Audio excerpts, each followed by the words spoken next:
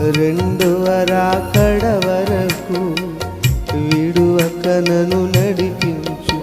కష్టాలు ఎదురైనా నా యాత్రను సాగించు.